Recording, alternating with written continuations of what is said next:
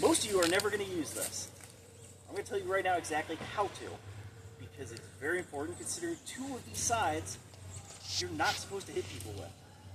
As you can see, there is a thin side, a wide side. If I were to hit him with this wide side, A, that's going to hurt because there's not a lot of padding there. B, it doesn't do anything. So, when you use one of these, you want to look and see first if it has an oblong handle, like this does. And you want to make sure that you are comfortable taking that and just aligning the handle with the blade, as it should already be, and then knowing where your hand is. We're going to be really great because... I was going to say, if you win it by horns, I'm going to exaggerate the... No, we're not doing that. Okay. So this is arguably going to be the hardest part. Yes, this is a flat blade, don't yell at me. Great weapon safety is going to be one of the hardest things about any of this, specifically because when we're fighting, go ahead. It is so much easier to accidentally cock somebody in the head because, say now, like, if I go here, this is arguably the shot that feels most comfortable in my body. So you're going to have to teach yourself by using a Pell, for example. I'm going to use you real quick. To just, like, practice on small parts of the body so that way you know what you're throwing at. Any stabs or whatever, just don't stab like this for this exact reason. This ends up really bad. If I was going to stab him, go ahead again, and I do it like this, the immediate thing that happens as soon as I even lean is my tip goes directly in his face. When you stab with something like this, or even a sword, you want to turn your hands so they're flat and stab forward. Now, this has no chance of going up unless he's pushing it upward himself. It's the same thing, like, again, from here. If he pushes it up, it goes into his face. If he doesn't, it's going down. As far as striking goes, 9 out of 10 times, you're going to get hit in the hand by somebody who has one of these. It's not personal. If you have a shield, for example, like, I'll put this one on. So go ahead and swing like over here. See, my hand is already here blocking that because this is the side of my body that he wants. Now that these are breaking, crushing innately, he has more things to throw at, so this it's not as big an issue, but it's still something I say if I throw a shot, he's going to throw here, so go ahead and throw that same shot. So now he's hitting my body. Now, if I were to do this in step for the same shot, this is what will happen. Is it his fault? No. Is it my fault? Mostly. So as long as you know that these types of things happen, that's one thing. Now,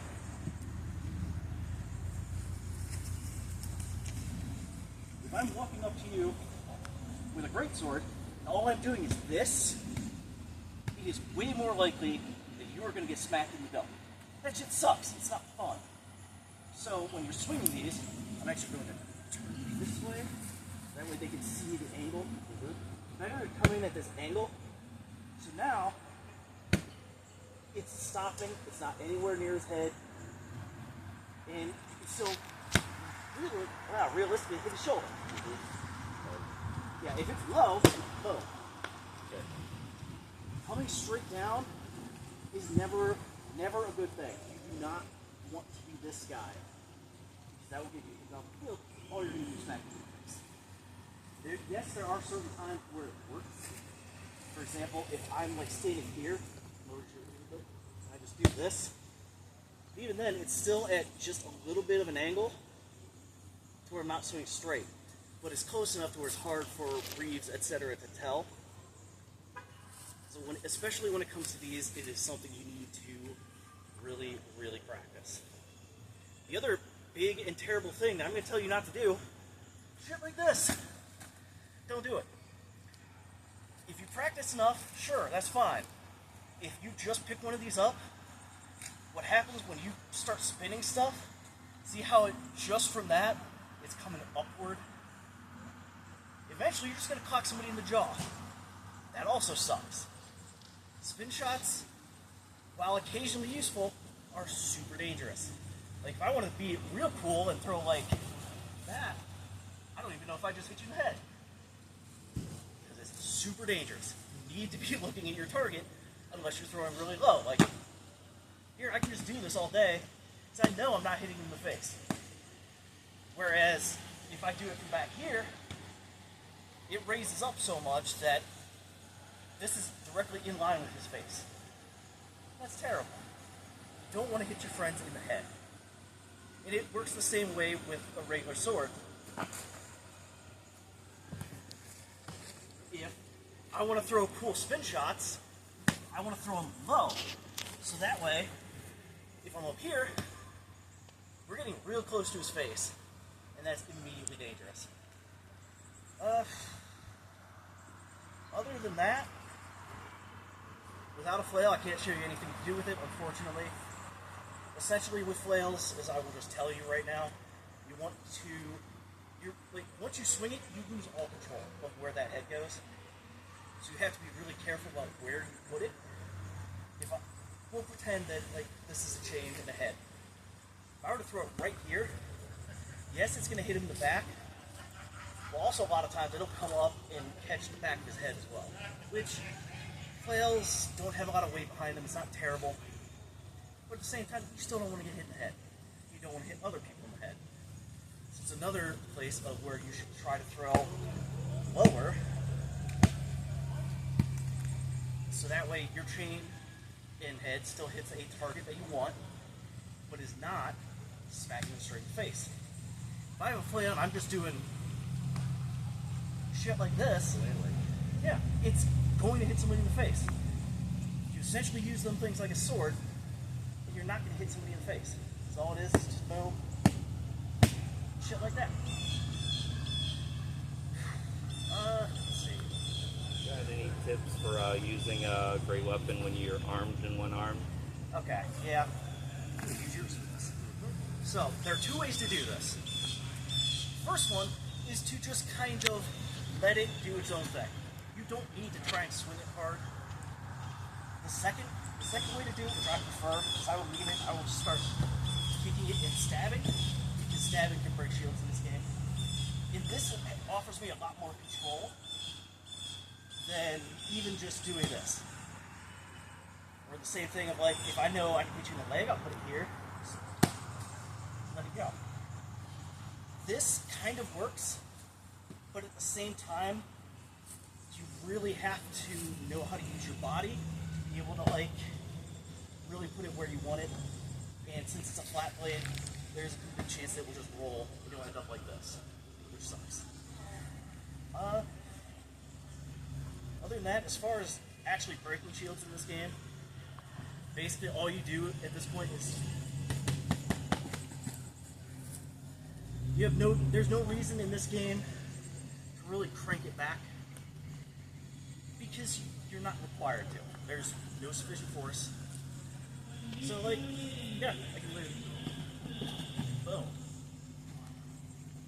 And it's perfect, it's safe. The same thing if you're really just, all I'm doing is moving my wrists to just,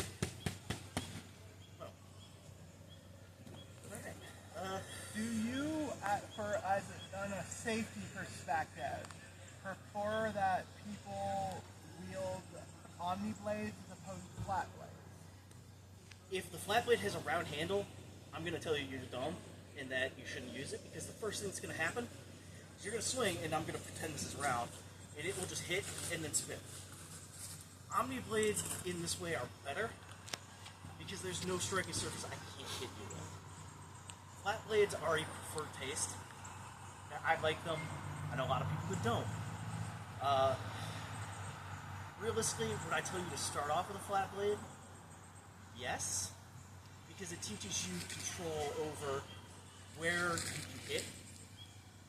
And once you get good at that, you swap to an omni-bladed weapon, and now you have so many more things you can do.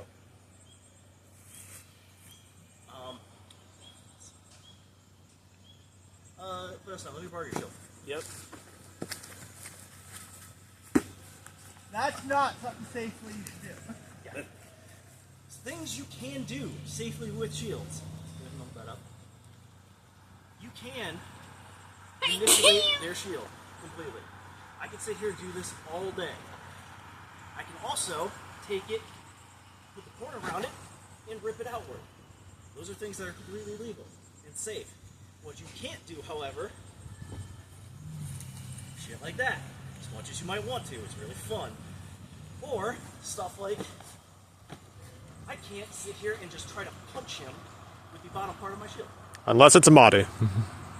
This is not a Madu. I don't have one, we're not doing it. Yeah. There are certain ways you can do this, however. If I were to just kind of finagle the sides of the shield, that's one thing.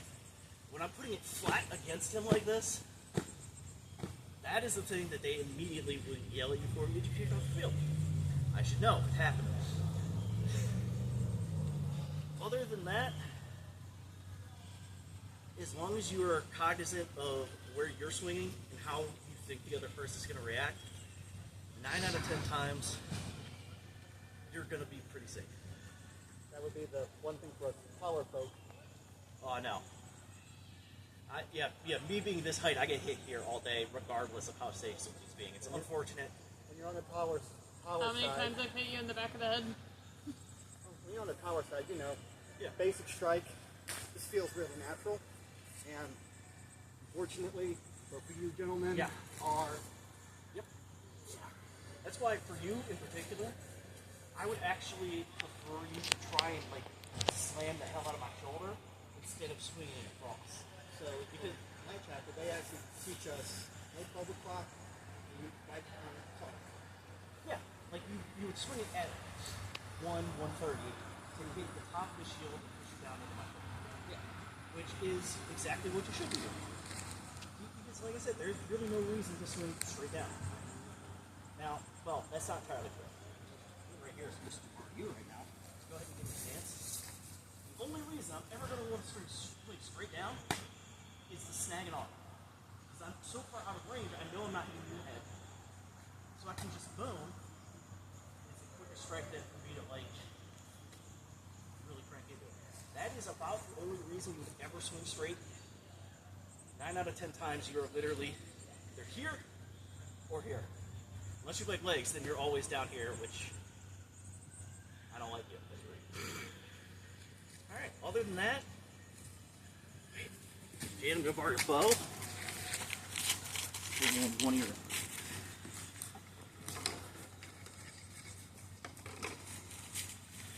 You got a poison one. Good.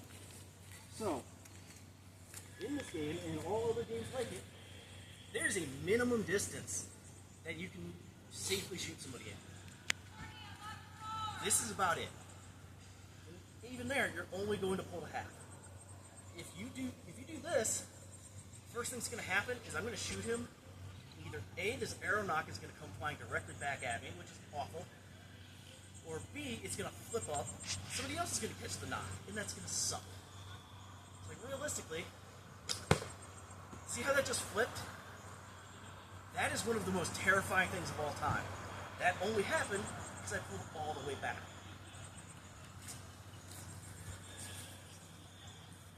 If I were to shoot it at half, it doesn't even come close.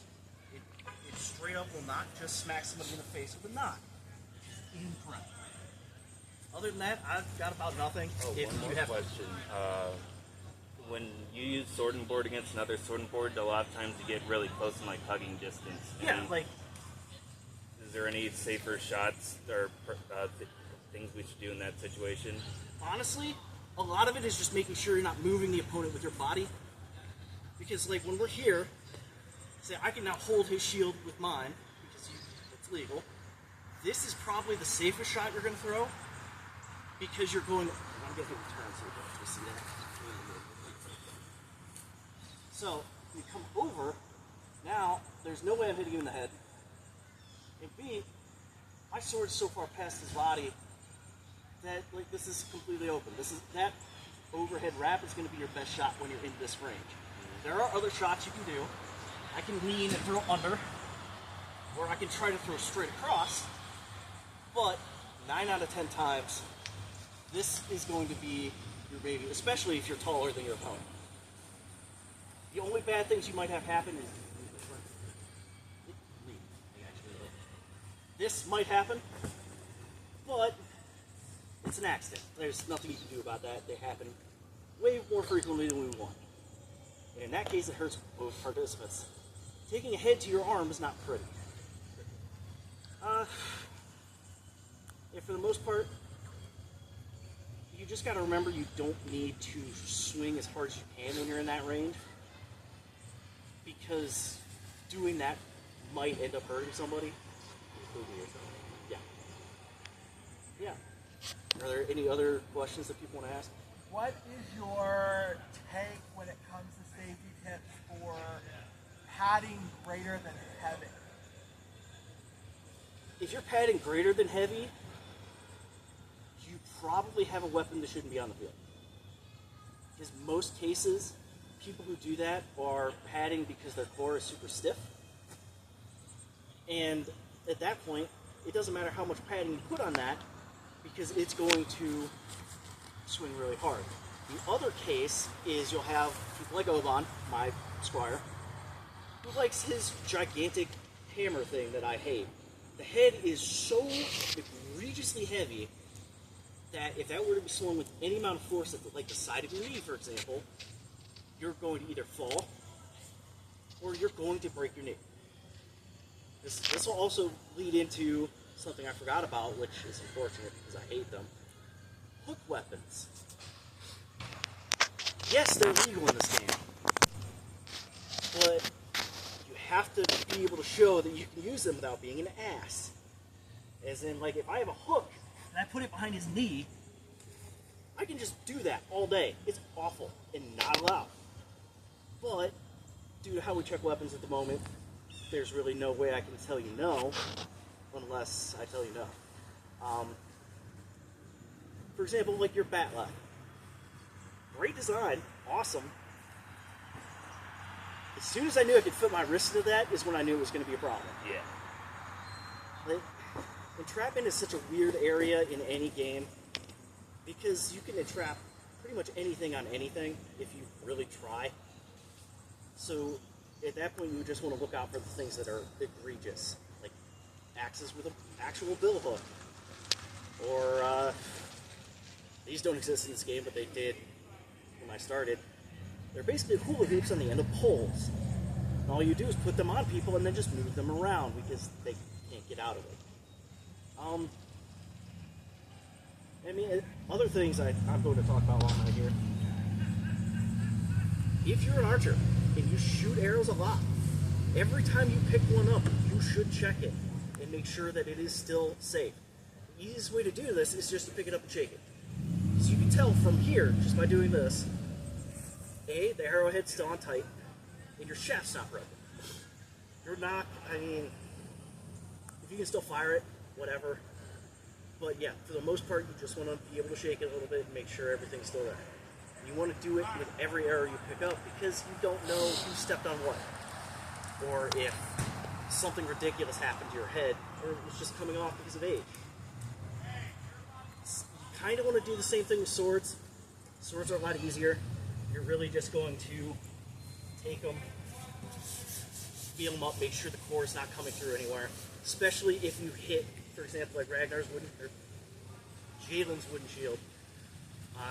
Because for something like that is sturdy, could very easily cut straight through your core if you swing hard with that. Or it could snap your sword, and you wouldn't know until you picked it up and filled it with it for a minute.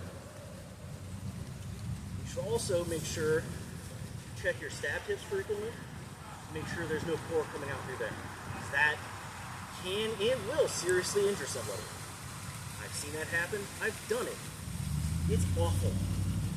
Nobody feels good sending people to a hospital. No, don't say talent. I thought you were going to accuse me there. No. I mean, you did send me to the hospital. I know. Yeah, other than that, just be mindful of your gear. Be mindful of other people's gear. Try to police yourself harder than any other person would, and you should be good. Yeah, with that, unless there are any other questions. All right, good. Well, thank you, Aluc.